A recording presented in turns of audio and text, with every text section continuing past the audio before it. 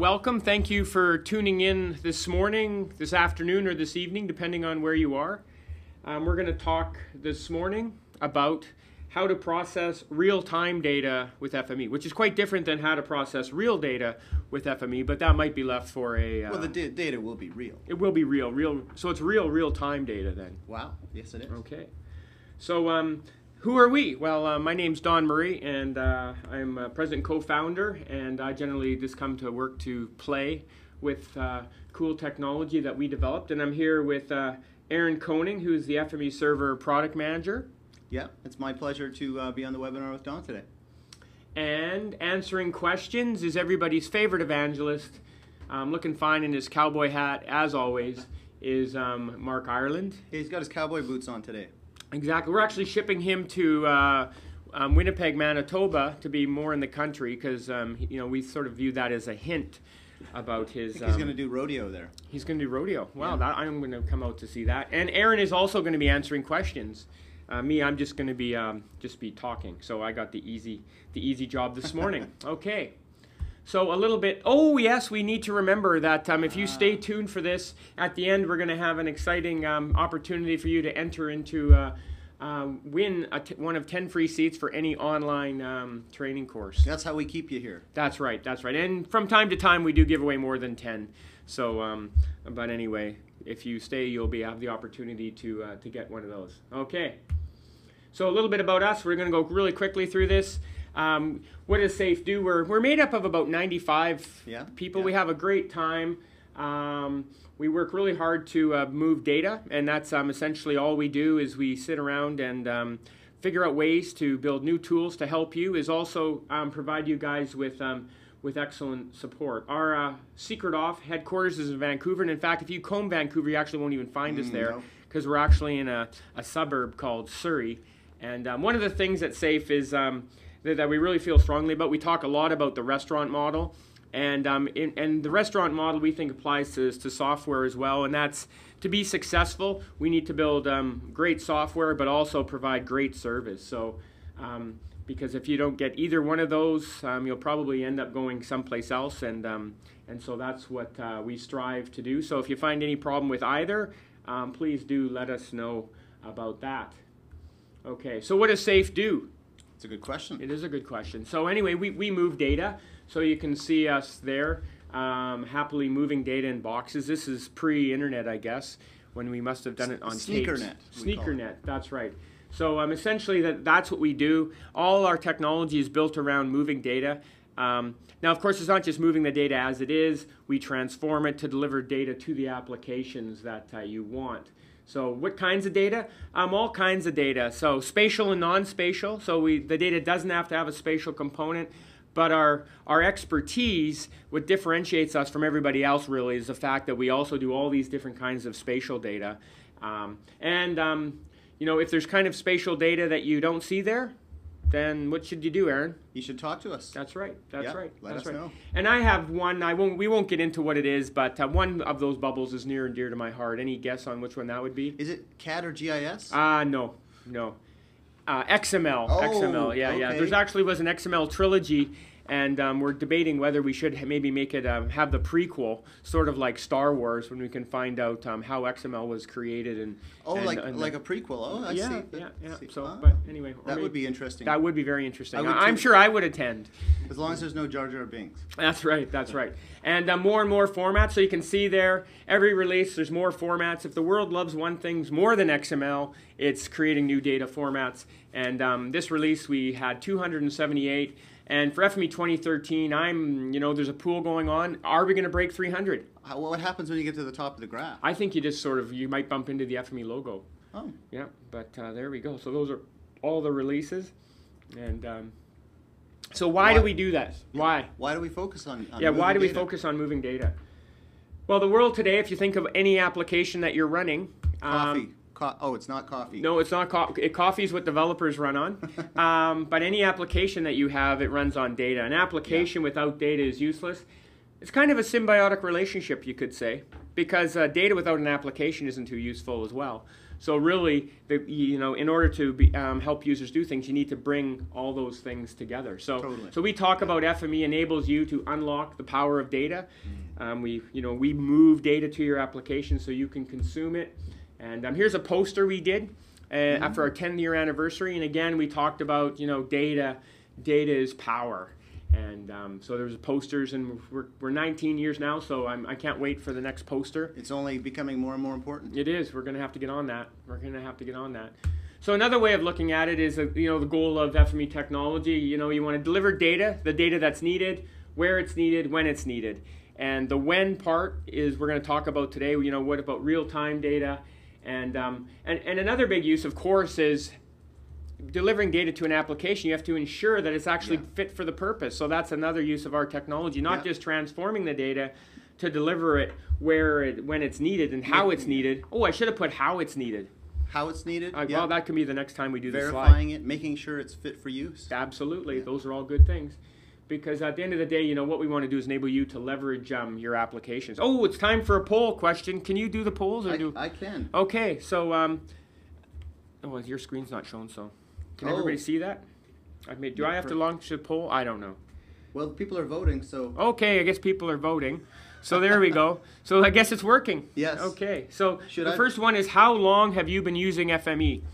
And yeah, so. And they're coming in here. We've got 78, almost 80%. Okay, so we'll go in 5, 4, 3, 2, 1. Close that poll. All right, and now you want to share it, and there you go.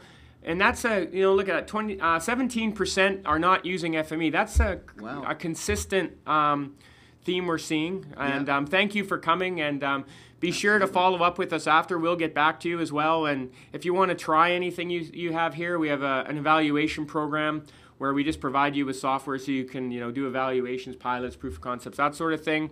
And like Donna was saying, if you do have questions about how to use the software or what's possible, don't be afraid to get in touch with us through our support or FMEpedia. You can request support on there as well. That's right. Just talk to us. We're That's very right. happy. Remember that restaurant model. If you go to a restaurant, even though if it's not on the menu, and you want something, ask for it. You'll be surprised how many times they'll, like maybe you want green beans instead of French fries. They can do that for you. Yeah, or fried green beans. I've never asked for that. I've asked for green beans instead of fries, and it wasn't on the menu, and they gave me that. So, Okay, moving on. In particular, today we're going to talk about FME Server and the world of real-time data. Okay, so, before we get into that, how familiar are you with FME Server? So we're just loading us up with polls here. Get those out of the way very quickly. Here we go. It's opened up. And never heard of it. Yeah. Know a little bit. Understand, we're considering, we're already using it. Okay. There's no, we forgot to put in the we love it option. Okay, we're going to have to talk to Roger about that. We're going to have to run the... we love it option. Okay, so... 80% here, so... Okay, so 5, 4, 3, 2, 1. Close that poll and show people the results. And over 10% have never heard about it. 30% know a little bit about it. So about 40% of the people are new. 25% understand what it is, 12% are considering it, and 21% are already using it. Okay. So a good mix of people that some power users and some people that are just getting into it. Yeah, great. Okay, so that's good. So we're gonna on we go. On we go. So the first question obviously is why real time. We could just dive into real time, assuming everybody knows why we should use real time. But it's always good to say, like, what's the case? Why is real-time even important? So we're going to look at a few trends here, okay? And the first one is, if we look at the amount of data that's on the web there, so you can just see this graph. It's growing exponentially. It doesn't matter whether you're talking about business transaction data or web application data. The data that is out there is growing exponentially. Obviously, the web application data has a steeper exponent on it, but bigger exponent. It's growing faster. Yes. But business transaction data in any event is growing faster. So that's one thing that we all know. Okay. What about connected devices? Oh, it's a big one. Yeah, and look at this. The connected life, doing some research on the internet here. By 2020, there's going to be 24 billion connected devices. 12 billion mobile connected devices, and in 2011 there's already 9 billion total connected devices with 6 billion mobile devices. So And so that's a lot of devices. I like to ask at conferences who has a smartphone and the hands. I bet you They get continue I bet to- you get over 10%. Oh, even like the last one I went to was 90%. Over 10. Yeah, over 10 for sure. Yeah, you want to say who doesn't have a smartphone, right? That's yeah, right. Yeah. Listen and see if anybody puts up their hands because I made the mistake of saying, "Oh, do you use a rotary phone?" But That's right. That's Rotary. What's that? Is that like from the Rotary group? Okay. So yeah. So obviously, and one thing we know about these devices is we like it when we find out about how our sports team's doing. Yeah. Could be soccer. Could be cricket. Could be or European football or football as opposed to North American football. Could be ice hockey. yeah, absolutely, could be the news. Yeah. Absolutely. Could be your stock portfolio when it hits an all-doom low. Facebook shares. Yeah, that's right. Now, how about the internet backbone capacity? So here we are here. We're about 100 trillion bits per second. And again, this is growing exponentially. The predicted by 2020 is 900 trillion bits, terabits per second. Wow. So that's a lot of data. And that's what's moving. So you can see we're getting more data. We're getting more connected devices, and more data is zinging around the internet all the time. So this is data moving. This isn't storage. This is just the data as it's moving around. Moving through the tubes. So a lot of data moving all the time. So that's, these things come together. And well, what about people trying to find what they want? The average employee spends 2 hours per day searching for the right information. Okay? Wow. So you can imagine as the amount of data goes up, it's going to get harder and harder to find out what you want, right? I have a hard enough time searching to find my keys in the morning. Yeah, and the funny thing is whoever goes to the next page, we always just look at the first page, right? That's right. When's the last time you went to the 15th page? Never. It is there, though. Oh. Yeah. So there you go. So that's a lot of time. And so, the goal is clear. There's more data. There's more people connected.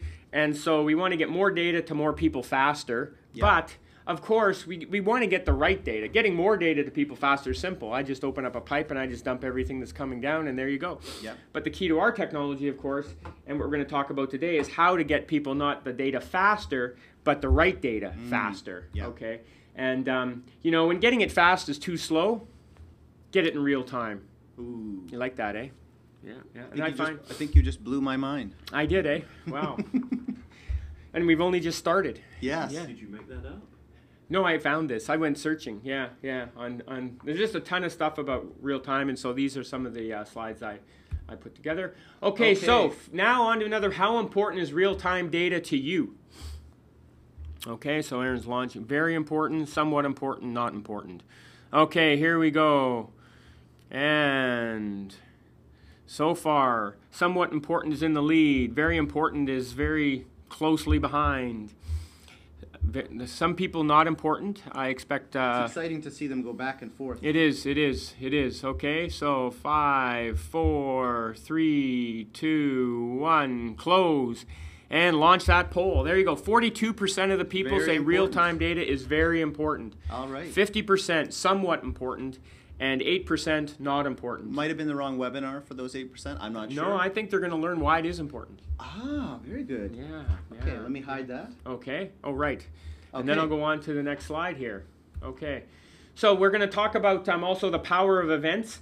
This is really when so now we're going to talk about real time. Okay, when a real time event happens, we talk about this. This is a great book that talks about complex event processing, which is typically, you can think of this as real-time data. When real-time data is generated, what happens to it? And quite often the term complex event processing is the term used. This is a good book, David Luckham. If you haven't read it, I recommend you do read it. Okay? Very good. And he has a follow-on book as well, which is also very, very good.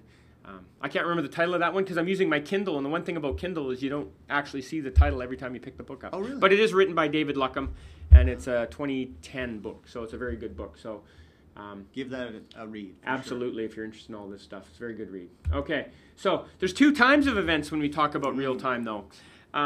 There's synchronous events and asynchronous events. Okay, so we need to remember that there's two types. Asynchronous seems to be get all the glory.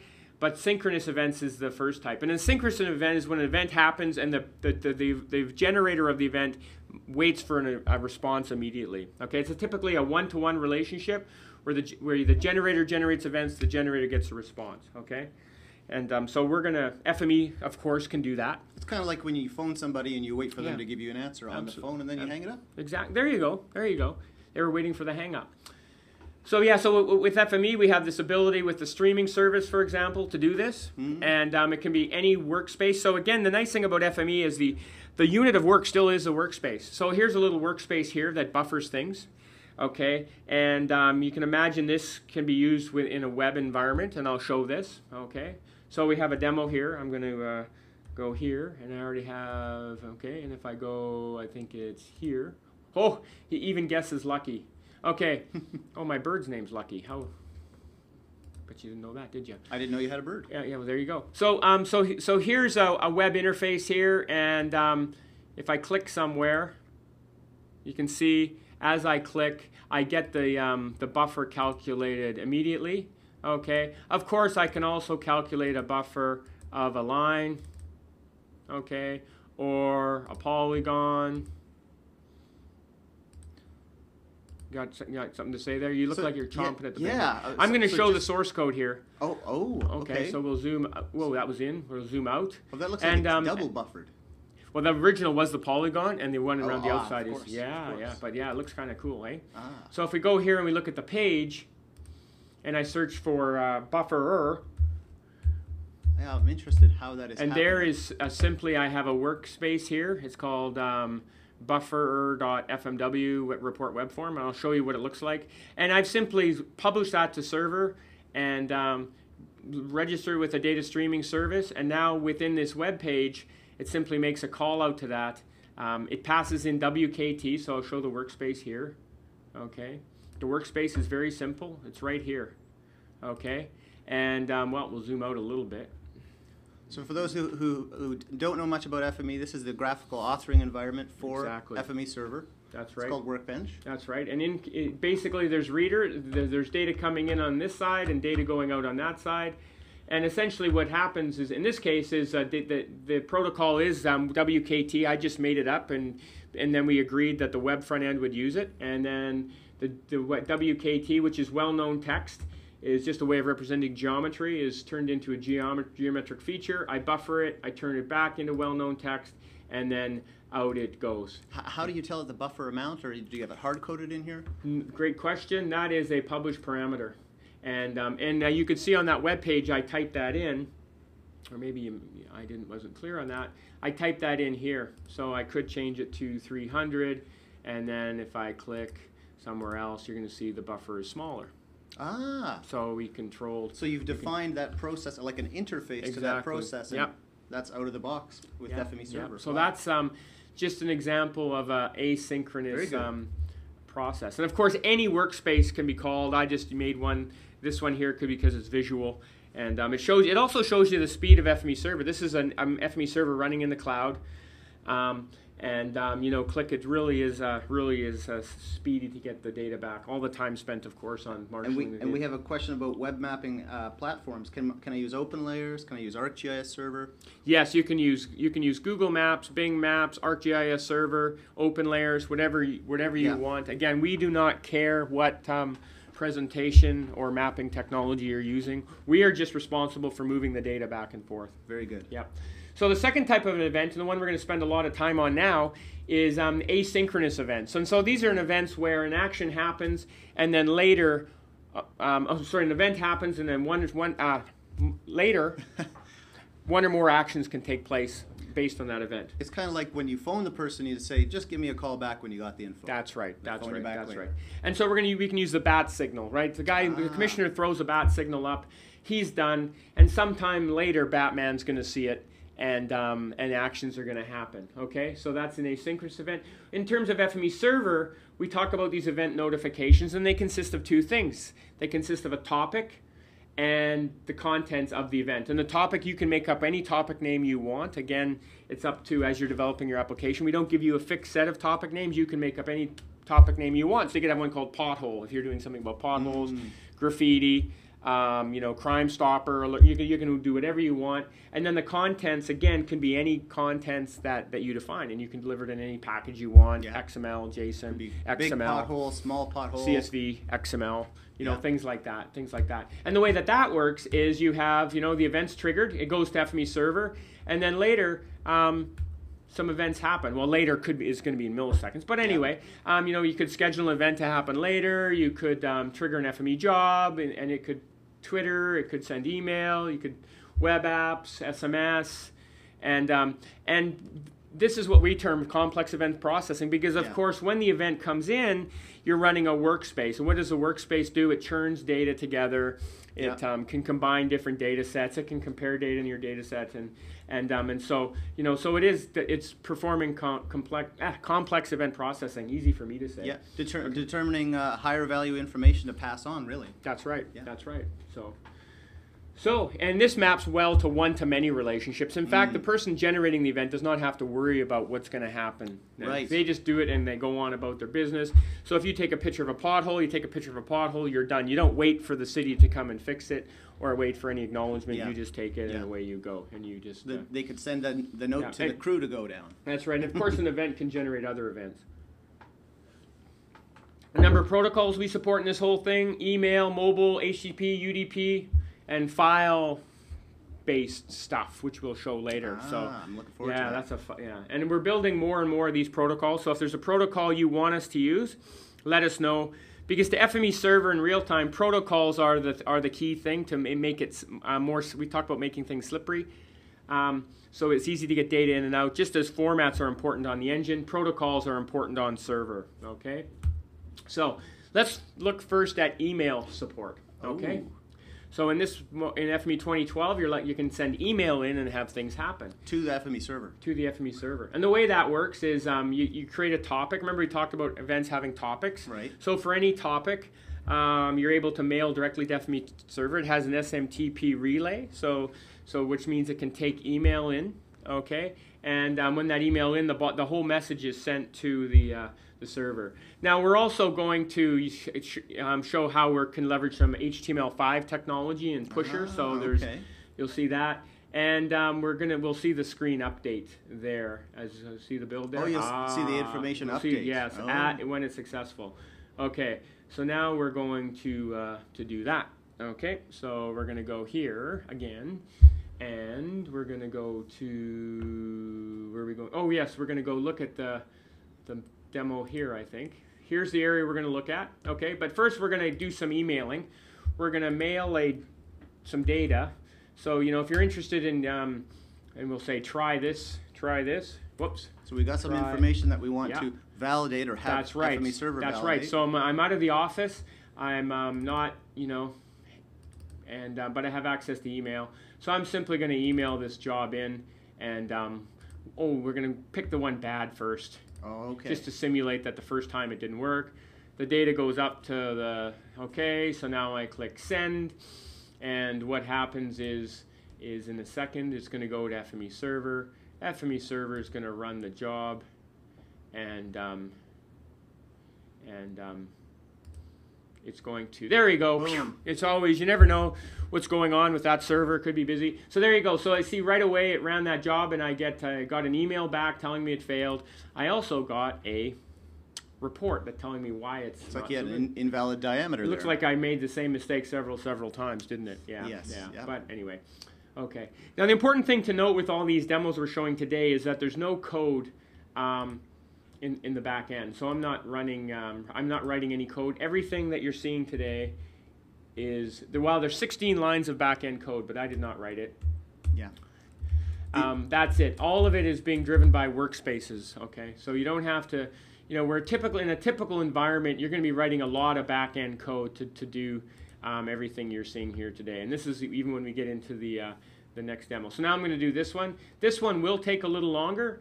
I know it's the good data, so it's going to take a few seconds to basically, because once it's actually done, it then loads into the into the database. So it goes into the database that says, okay, I'm ready to display it on this map through HTML5 WebSockets. Yeah, and we'll start to see it.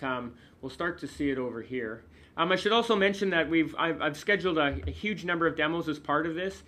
If we don't have time to get through them all, once you get the deck, if you click on the word demo, you'll actually see a movie. I've made 6 movies of all these demos, and then you're able to see the demos yourself. So let's go have a look now, see if it's successful. Okay, refresh here. Okay, it's still grinding away. Okay, it's going to come in any minute now. Okay, hopefully not everybody else is banging on my beloved server. Oh, there it is. It's succeeded. And of course, if I view, I see that it was successful. Okay, so now if we go over to this pusher thing here, okay, this is the site pusher. So if you want to find out about that, it's just pusher.com. And this is the HTML5 thing that's going to cause data to be pushed to every site. So we're going to start to see some data in this Loyola Lane and Johnny Morris Road area. We'll start to see some red lines here as the data comes in. And the important thing to note is that I don't have to refresh my browser. We'll just see it be pushed in now. Of course, there we go. So you can start to see these lines coming in. Yeah. Okay, as the data is being loaded. So there's this is where we wrote the 12 lines of on the back end, and that was done by Stuart. It wasn't done by me. I don't even know where I'd put the back end code, to be honest. Okay, so while that's going, we're going to continue on our thing, and we can visit this later to see how that's going. So that's this whole email-based QA and then updating in real time. And you just define that email address using a topic. Exactly, and so it's really simple. Okay, so that's that one. Okay, now what about file system activity support? Wouldn't that be nice if I could put some files somewhere and have something happen just with the presence? We do. It would be. So what we're going to talk about now is what we've done is there's many ways now of sharing your data from your desktop between people.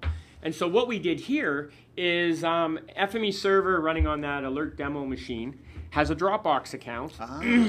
And in that Dropbox folder, I share a different subfolder with different users.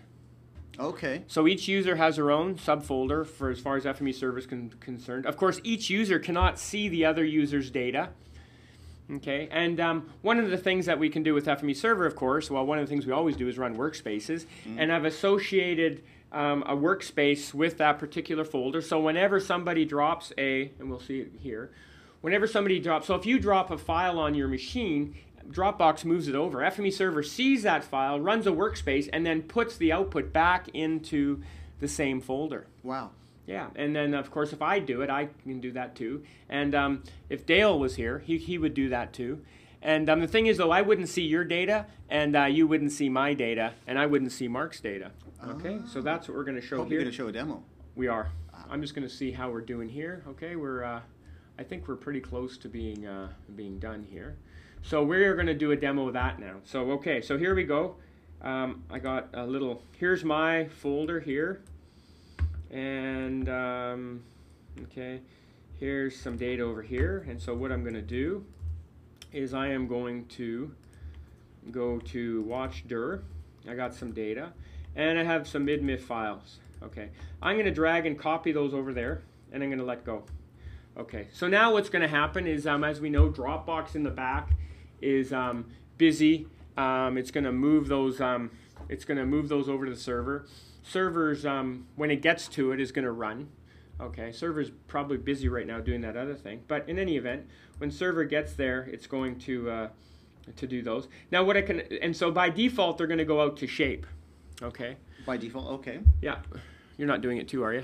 Maybe I shouldn't. Yeah, probably not. Okay. Yeah. You got me all excited. I know. Just because it will get to them, but of course the server's probably really busy right now.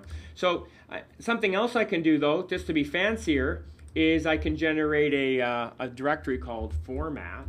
Okay, they're there now. If I go back, -PDF 2D. Okay.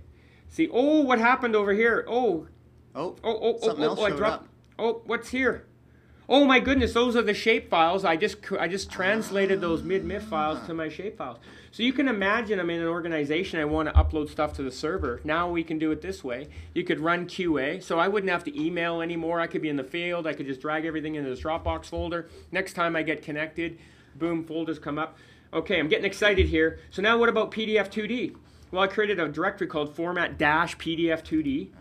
Okay, and I'm going to get a much more interesting one. Let's go back to this good guy here, and I'm going to drag and drop him into that directory. Okay, so now what's going to happen, this file's going to somehow manage to get up there using the magic of Dropbox. A file's going to come back, and there it is. And now I simply double click, and there it is. There's my PDF2D. Wow. You got to love that, eh? So that so you put it in Dropbox, it goes up to the server converts it to what you want, and puts it back in your file system. That's right. Now it also works with, somebody out there just asked if it works for raster. And of course it does. So let's do a raster one. Okay. You see that question there? I do see that, yeah. Awesome. Okay, so let's do a TIFF file to ECW. I'm going to grab this TIFF file. I'm going to drag and drop it in there, and I'm going to wait a minute.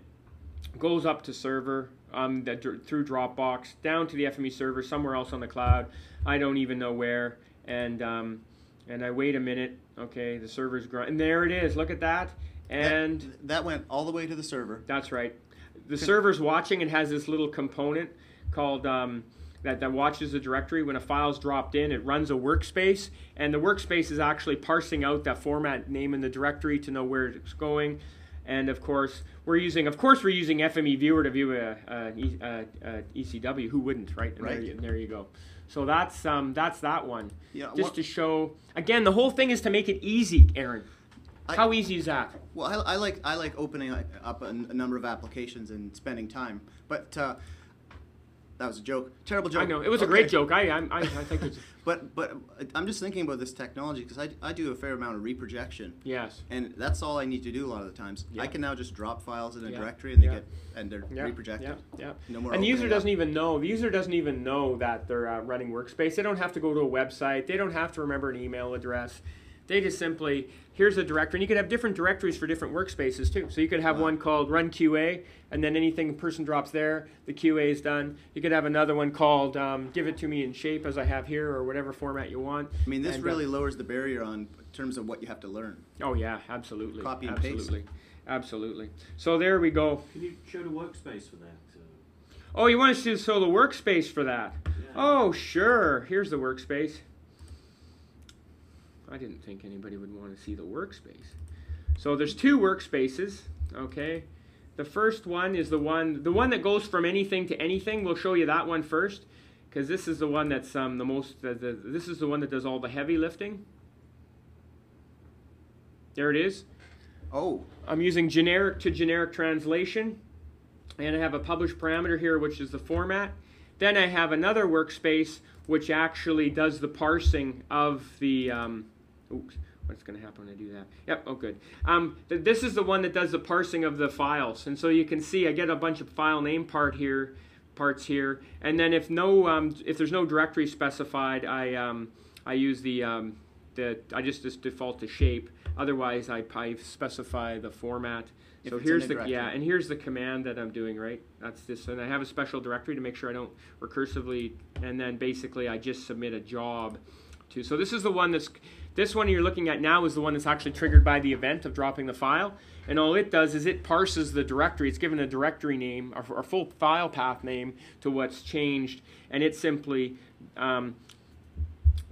triggers another job, which we can see over here. So if I look at FME Server, and of course all these workspaces are going to be available after. So so if you want this, I'll make all these available for you. So I think there's going to be a lot of interest in this one. Yeah, this one's very, very cool, and yeah. So there we go. There's that one, and yeah. So there. Oh, I'm getting excited again. Oh, sorry. Okay, so that's that one. Okay, we did the demo, and the next thing in real-time data, of course, is sensors, and sensors are absolutely everywhere. Dale was just at a conference in Las Vegas, the Hexagon conference, and on the keynote, the guy said there will be 2 billion connected sensors by the year 2020. Wow, that's a lot. Of course, you know, that doesn't even consider citizens as sensors, and as we know from the previous slide, there's already 6 billion of those, and we're all sensors. We're all you know, YouTubing, Flickering, Twittering, Yeah, Twittering, Facebooking, LinkedIning, Yeah. all these sorts of things. And Change your password, people. Change your password, people. Yeah, that's right. And so, of course, citizens as sensors is huge, and we're going to show a little demo about that too in a minute here. Okay, so in protocols as sensors, we talked a little bit about that. A number of protocols: HTTP, UDP, email, social media, formats, JSON, XML should be first. I don't know what I was thinking there. CSV. Binary, there's some sensors that give you binary, which is, everybody knows binary is typically done to make sure that people don't read your sensor data. If you are worried about FME server stringing sensitive data, we have the ability within FME to encrypt data. So we have an attribute encryptor, so we can encrypt all the data, and then a decryptor. So if you're worried about data being slung over a network and you want it to be done securely, so even if somebody gets your packets of data, they won't be able to do anything. Could you do that on Twitter? You could do that on Twitter. Wow. I'm partway across something using Twitter as a secure way to send messages. So only the people who actually have the decode could do it. But that's probably not what Twitter was made for, but anyway, you can do it. And of course, there's two access models, push and pull. Not all sensors are push, not all sensors are pull, and we're going to do both today. Let's do it. Okay. So first of all, COSM, that used to be Pashubay or Pachubi or Pashuwai or whatever. Anyway, nobody knew how to pronounce it, and so, which is great, and so now it's COSM. COSM's easy. And COSM's easy, and everybody knows how to pronounce it. So we're going to do some demos there. Okay. The first thing to note about COSM is this is an example of a sensor network that actually pushes data to FME server. So FME server just waits, and when there's data there, FME server simply just pushes the data, or waits, and COSM pushes the data. HTTP post. Absolutely, absolutely. Okay, so let's go do a demo now. Okay, so we're going to go to COSM. Here it is, and basically we'll go to the home page here. I've already logged in to save some time, and you can see my my front page here, and we're going to add a few sensors here. So what I've written is if I go to my COSM demo, I've actually written a custom format for COSM. So that now reading any COSM data, easy for me to say, reading any COSM sensor, get it with Notepad, that'd be interesting, looks like this. You just drop down your COSM reader, which we're going to make available on FME Store so anybody can get it. You bet. And in this case, just to show how easy it is, I'm going out to Google Fusion Tables. But you no longer have to figure out how to parse the COSM JSON. We've done it for you. And very good. And there you go. Cool. So what is the work? That was the workspace, and this one we're over here. So what we've done here is you'll see that there's a COSM topic called COSM Energy. Okay, I have a workspace registered with that topic. And so now anybody who publishes to that topic, COSM Energy, remember the event thing? Yes. The event that's going to happen is this workspace is going to be run. Oh, and I see the CAD one there. So this is how the email, they all work the same way with these topics. Exactly. Exactly. And I've timed out. Okay, so if I look here, you're going to see, come on, baby. You're going to see, if I look under, must be Dawn Webinar, there's a custom format I published up there, COSM feed, okay. And then there's the workspace I'm going to run. Now all I need to do is, here's the REST API post command, okay, that causes it to post to the a sensor. Okay, that's so I'll go to the link to FME that's server. Right. And we're going to go looking for some stuff. So let's look for Fitzrovia. That's a word I have not used before. Yeah, let's look. Oh, and we're going to go for Building 8. Okay. Okay. And it's in London. Okay, everything's London these days. It's almost like the Olympics are going on. And Building 8, I can show some triggers. Hey, I don't have a trigger.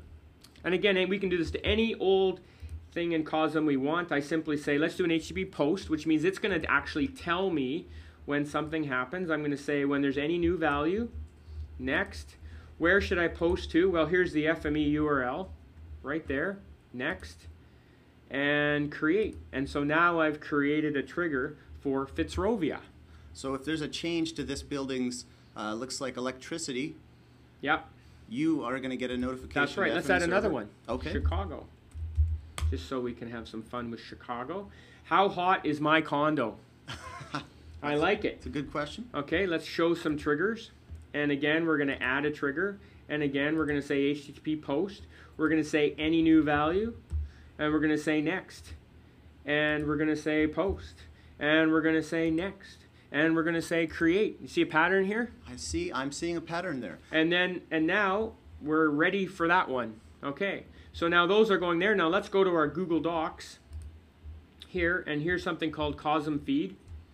Okay, and we click here, and we should see some, energy usage in watts. I obviously got some other ones. Got a few mixed in there. Glasgow, and if we visualize, we see them on a map. You're also going to see, because part of the thing in there was, okay, there's the Chicago one. That's kind of handy. Okay, there's my condo. So it has a location. Yeah. Ah. And if I zoom out, you're going to see that I've also got some configured in Toronto. One's in the middle of the lake there. And if we go out even further, we got a couple in London. And this one's probably Fitzrovia. Yes, Fitzrovia. And you're sort of taking the temperature of the world. Yes. And here's another sensor I have. And so as these sensors are all updated, they're all calling the same workspace. But I'm able, in this case, to log all the information, including the location. If they were moving, I would actually see all their You could track the path. But the thing I learned is I actually put some of these on boats. And you know what the thing is about boats? They don't like reverse? That's probably true. But also they spend a lot of time in port. Okay. So, and they don't cooperate with my demo, so I just said to heck with those guys. So that's the first type of sensor. But there's other kinds of sensors here. Mm. Okay, there's a Spot GPS device. This is a great device if you like to go, in the back country and stuff like that. Or we had Ken Bragg go into we gave him a special mission, which he hated, of course, to ride his bike from Annecy to Paris. Yeah, that guy. And he hates bike cycling. He prefers walking. Yeah, he does, or driving. Yeah. He's especially Big a big, huge, guy. with a V12 in it. Yeah. He hates the Monster environment, trucks, that guy. stuff like yeah, that. Anybody who's met Ken Bragg knows he's, if there's anything he likes about, there's nothing better than a parking lot, really. Yeah. Yeah, definitely. According to Ken Bragg. Okay, so anyway, the thing about this device, though, is this device talks to its own server, but if you want to get access to the data, guess what? It doesn't push. Oh. You have to pull. So FME Server pulls the data from this server to get the data. So unlike COSM, in which COSM actually pushes the data to you, FME Server, in this case, has to pull the data. More of a traditional way of providing data, I'd say. That's right. So we're going to look at that now, okay, to see how that works. And the first thing is we're going to go over here, and we're going to look at, see, I'm using 3 different servers. You got to love this one. Okay, so what Ken did here, and Ken, by the way, loves the environment. He hates parking lots. He hates cars. Yes. If he had his way, there wouldn't be cars. That's true. So anyway, but he does own a chainsaw. Interesting. Okay, but anyway, what we're doing here is there's a workspace, and he said every 30 minutes he's going to run this workspace, which is going to pull the data from the server. So let's have a look at that workspace. Again, very simple. We're not trying to make things hard here. The whole point is to make them really, really easy. Okay, so here's the workspace. spottrack.fmw. Okay, and all he does here, and I've turned on some annotation. He did not make it this ugly. But all he did is the workspace gave him a URL, and they said, hey, here's a URL. If you hit that URL, we're going to give you back, in this case, in everybody's favorite format, XML. And so he uses the HTTP fetcher, which very simply, you put it in the target URL, you give it the target attribute, and then it sends the request off to that server. Data comes back. Pulls it down. Yeah, he simply uses an XML fragmenter to get the data out, exposes the attributes he wants, and then writes it out again to a Google Fusion table. Okay, he did some matching here. Yeah, I see that. because he might get multiple points for the same time. So he only wants 1 reading per second. He doesn't want, if it gives sub-second, he's not really interested in that. Again, it's that filtering to make sure you get only what you want. That's right. Very good, very good. And so if we go back and we look at that, okay, which I created a link here just to help me.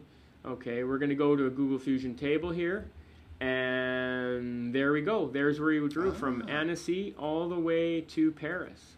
Okay. And of course, we're using Google Fusion Tables just to indicate how easy it is to get the data in somewhere where you can see it.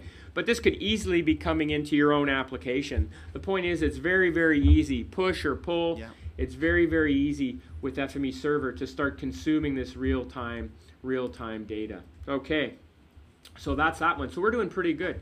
Okay, how important are sensors to you? It's So you're a going to great launch a question, poll? and we are going to launch that now. So there we go.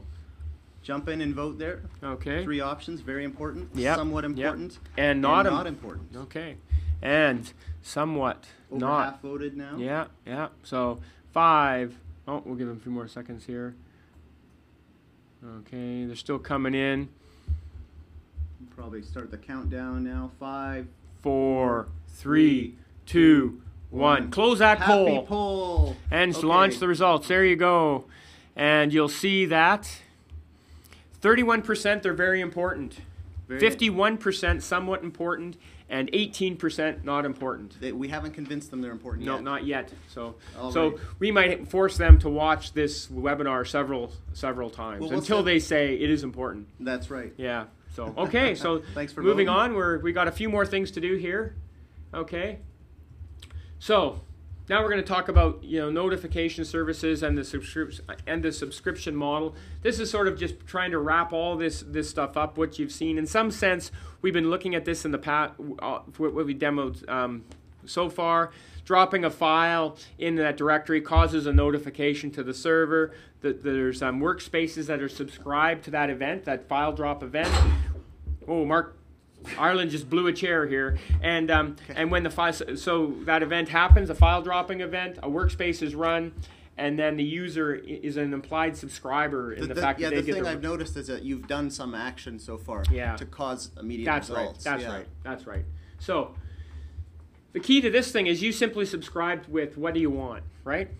Oh. Yeah. So again, that's the whole point. With all this real-time stuff, is you have so much data. Rather than go searching for what you want, just subscribe with what you want. Okay? Okay. And hopefully, you're not going to get this. Just tell me what you want, and I will tell you how to get along without it.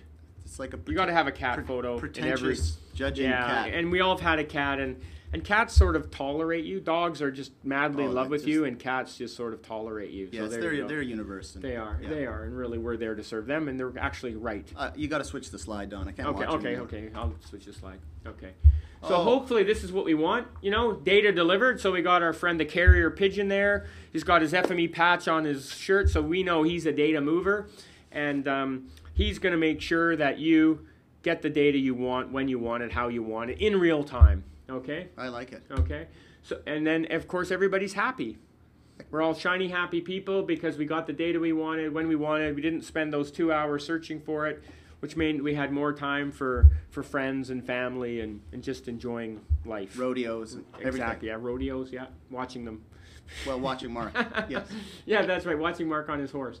Okay, so and that's what we want to. We want you to be happy. We want you to get the data you want when you want in real time, okay? And so in this model, there's 2 types of users, the subscribers, and this is a guy who says, hey, tell me, this is a guy who registers with what he wants, and there's a data reporter. Again, both of these could be a person, they could be a device, it could be a sensor, it could be an application, okay? And of course, the goal is you're gonna have multiple data reporters, multiple subscribers, using various means of getting data in and out, and you wanna get the data to them as quickly as you can. And let them choose their protocol of choice. Just like we let people choose their format of choice. You pick your format of choice, your protocol of choice, and go to it. Okay. Okay, and of course, there you go, FME. FME makes it happen. That's right. It's our webinar. Okay, so again, the subscriber just simply identifies what they want and waits, and information will be pushed to them so they don't have to search. And the data reporter is going to collect the data. No concern with who wants it. Pass it downstream. Yeah, and here we're going to do a demo. Oh, okay, a very quick good. demo here. So I think we're actually going to, where'd my mouse go? Here's my mouse. Okay, so we're going to go here. And I'm going to register for an event in my area. So you're going to subscribe to things you're interested in receiving notifications? That's right. This one I'm just going to register here. So I'm going to say Dawn@safetest@gmail.com. at dawn at safe, and a week is good enough. And I'm going to say I want a 3 kilometer buffer. I could say inside or outside if I want. And I'm just going to click. We're somewhere around here. Oh, I wanted. Let's go 30 kilometers. Was I going to? Am I going to get it? I might have missed our area. That would be really unfortunate, wouldn't it? Oh, I think I got it. Yeah, you're on the rail. I see the railroad track there. You're good to go. I'm good to go. And I'm going to say submit. And now, of course, what it's done is it sent me a. I'm not quite registered yet, because I got to go back in and refresh this. And so you've said you want to be registered. That's right. You want to be subscribed. But it's confirming. It doesn't want to just register me. It's confirming because, I don't want you registering me for stuff I'm not interested in. I've tried. I know you have. And I can now just say reply saying, yeah, that's what I'm interested in. And again, all this is just workspaces. There's no back-end code here doing all this stuff. This is just workspaces that enable this. And again, let's refresh here. I do the big heavy refresh, you notice that. And it's been activated, so now it's activated, and I'm ready. I can unsubscribe, and now I'm ready to get some actions. Okay, so there we go. So that's what that's how I subscribe to these things. I want to generate an event now, Don. Let's get to the good stuff. Okay, how do I report an event? Okay, so we have something for that too. And again, here, this email here is just to indicate who logged it. Great day for demo. Okay, demo of subscription to the world. How's he like that? That sounds good, eh? Looks pretty good. Okay, I'm going to say 30. Okay, and let's put a URL here, www.nhl.com. And we're going to say this is a big event here. We're going to give that a 9. But I better zoom in to where I want to go here. Okay, well, wrong way. I got to be remembered. I'm pulling the globe in. So setting some information that'll go along with the event. That's right. And so we're going to go to where we are here. King George Highway is here. So we're... I always look for the railroad track. There you go. 76th. So we're right in here. There we go. So I'm going to click on there. And we're right in here, roughly. Right? That's the park. We're to the right. Are we over here? 1 street over. Okay, 1 street over. We're here? Yes, exactly. Okay, so there's where we are. And so I'm going to click submit, and now that's gone in. And now if I go to my, I should get some email here. Okay. So that event's gone to the server now. Yeah. Yeah. Oh, I got a notification alert. And this is NHL.com, of course. And it actually shows me where I clicked because we also use the Google Static Map API. Again, very easy, just a single HTTP fetcher with the location, get a static map back, attach it to the email, and away we go. Okay, so back over to here. Okay, the demo is done. Very good. Okay, what about, remember that email support? I saw that earlier. Yeah. Well, what we can also do is we can also email it in. So we got time. Okay, so I got this air server thing running here, $2 app. Okay, and block the door in case Roger comes. Okay. Okay, and I'm gonna say Dowdy, mirroring on. Whoops. Okay, done. And there we go. Oh, look at that. I was reading the Globe and Mail. Okay, so anyway, we're back here, and I'm gonna take a picture. Okay. Wasn't the Globe and Mail, it was the Economist, actually. Just to be okay. So we're going to take a picture of our good friend, the evangelist here. Smile, Mark. There he is, working hard. Yeah, he's a great smiler. He just took his hat off there momentarily. Okay, so now we're going to mail this in. Okay, there he is there. I even got him with his eyes closed because it is early here. But he's the only guy I know who can actually type with his eyes closed. Yes, very okay. Photo alert, Mark. Answer questions with your eyes closed. It is that easy. Action. Okay, and we're going to send that. Okay, so now that's sent. And, okay, so we're going to go back over to... so you just sent that to photo@alertdemo.safe.com? That's it. Photo being a topic you define. That's right. Exactly. Thanks, Aaron. And Workspace then subscribes to that? Yeah, we can get rid of that. And what's going to happen? So we're going to go here now, and we're going to get rid of this. And we're going to go here. And oh, there's an email, a photo alert, and I click on it. It gives me a map showing exactly where we are. So now we know, hey, it's by that railroad tracks. And I click on the photo, and there it is. There's Mark Ireland, as it was sent in. So there we go. So we're down to the last 5 minutes. Yep. This is like we almost timed this, isn't it? It's slideshow from current slide. Okay. And then what about mobile devices? You can also, we already used email to report data, so we did that. So that's just from my mobile device. But I want to use my phone. Okay, so we wrote 2 apps. Okay, so again, let's go here. What was the app you just showed a moment ago? That was just email. Okay. I just emailed from my device. Okay. Yeah. So there was no app. Everybody has it, and it can come from any device, Android or Apple or BlackBerry or Windows Phone. You can take the photos and bring them home and upload them later. Okay, so now we have this other one. So I got to figure out how to get this air server thing going again. Okay, air server. Good. Okay, and okay. What are you doing here? There's so many moving parts. I'm telling you. Okay, done. Okay. Gotta love it. Okay, where are you, air server? I'm gonna kill you. You know, you just for $2, you just get what you pay for. I think that was the question that was asked. What was the app you were using to? Oh, air server. Sorry, yeah, it was a $2 app. So I'm gonna run it again here. Air server. Okay, Roger's gonna be in here in a second. We gotta make sure we gotta block that door. Okay. Okay. Oh, I thought they were interested in the demo. They're interested in the. Okay. I'm sure they just wanted to demo what you've shown. That absolutely. Okay, and it's not working. So anyway, it's not working? That's okay. Basically, we'll you know, it works every time. So basically, what it is it's an app that enables you to report an event, and similarly, we have an app that enables you to record an event. So I'm going to, so we can take questions. And while we have questions, I'm going to try to get this going. Sure. First of all, we need to we have another poll. So let's run the polls. And while we're running the polls, the next poll is, what topic would you like to learn more about? Okay. I'll launch this. So the options here are sensors, email support, subscribe and report, other, and none of the above. Yeah, so, okay. Sensors is looking big. Wow, it looks like an even split, other than none of the above, which is good. That would be buy me a coffee. Okay. So, and if there's other topics in general, you know, that you would like us to do a webinar on, please do let us know what in particular you would like a webinar on.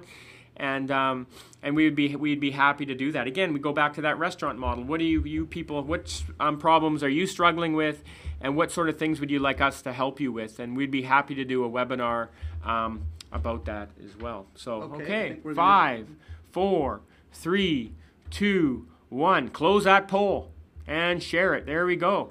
So, sensors looks big. Go subscribe and report. And top 3. Top 3. Look at that. Almost half for all of them. If you average it out. No, that's good. That's good. And other as well. Let us know what you would like to learn more about too. So other or none of the above. Let us know. Okay. Yeah.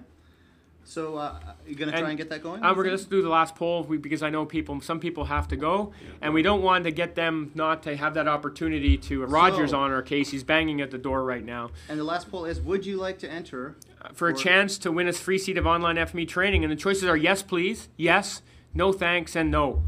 Okay. I like how there's a nice option. Yeah, that's right. Well, we are Canadian, and there you go. We got a few people that aren't Canadian went to just for yes. That's right. It is more efficient. So. And I think we're gonna close that in just 5, 4, 3, 2, 1. Yep. And like I said, this, for whatever reason, this air server's not working for me right now, but the movie will be up there today. So when you get this deck, if you click on that deck, you will see the entire flow, including the mobile apps. Okay. But that was the part that we've had trouble with that air server before. Not showing the it's not the app. The apps work. It's just not the air server won't show them. So okay. So look at that. We're like bang. We got 1 minute left. Okay. There's a couple of questions if you want to. Absolutely. What are the questions? One question was stress testing and how much work we've done to, like, how fast can we process these events? Yeah, that's a great question. Yeah. We're working on a project now where what we've done to process events quickly is we're able to process 50,000 events in like a minute and 20 seconds. Yeah. Now what we did there is we were able to, it was a push protocol where we were able to connect and lock a connection on, so then we didn't go through the overhead of the events. Otherwise, we're able to, it really depends on the number of engines in the workspace that defines it. Our front end can accept events very, very quickly, so as fast as your the communication protocol can go. So, and stress testing, these servers have been running on FME Server on AWS, and the alert demo one, for example, has been running for 4 months, and I can't not remember the last time we've rebooted that machine. Okay. And yeah, so all the servers we run are actually running in the cloud now. And we have a stress tester in here, and I think it's hit 80 million jobs, and it just keeps going. So yeah. It's largely dependent on the protocol, like Don said. If you could stream through a port or something, then we can lock on and just accept as many events as you can push, as quick as you can push them. Yeah. And then the workspace, how much processing are you doing on each event? Exactly. And is the FME Alert app on the store yet, or? Great question. The FME one of them is the FME Notifier is, and what's happening is we're actually redeveloping those apps. So in the end, there's going to be one app that's going to do both, and so it'll be up there. And what about Android? We also have plans to build the same apps on Android, but the apps that we're going to build actually are going to be much more flexible. The apps we have now are pretty much just for this one demo. The new apps will enable you to do many different things much easier. So you're going to be able to create your own back end very easily. Very good. Yeah. The FME Reporter app is the one that's up there now. Yeah. And ultimately there'll just be one FME app. Yeah. Very good. Great. So, anything else, or are we? Oh, there's. Okay. Okay. So we'll so we're going to leave the webinar running. We will stop the broadcast here, and we just want to thank you all for your time. We know you're incredibly busy, and we really appreciate you taking time out of your day to spend with us.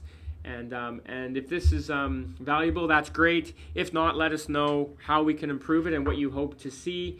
And of course, if this has triggered other questions later or other things, please reach out to us and put us to the test. So, and I also want to thank Aaron here, who gets to play around with me a lot on the server stuff, and it's always great. And I appreciate him coming to work early. Pleasure as always. Yeah, and our good old evangelist who just keeps evangelizing, and we make jokes about him moving to Winnipeg, but we're certainly going to be sorry to not see him wandering up and down the halls on a regular basis here. So thanks, guys, and thanks to Roger for keeping us online, and we will unlock that door now to let him in. So thank you very much.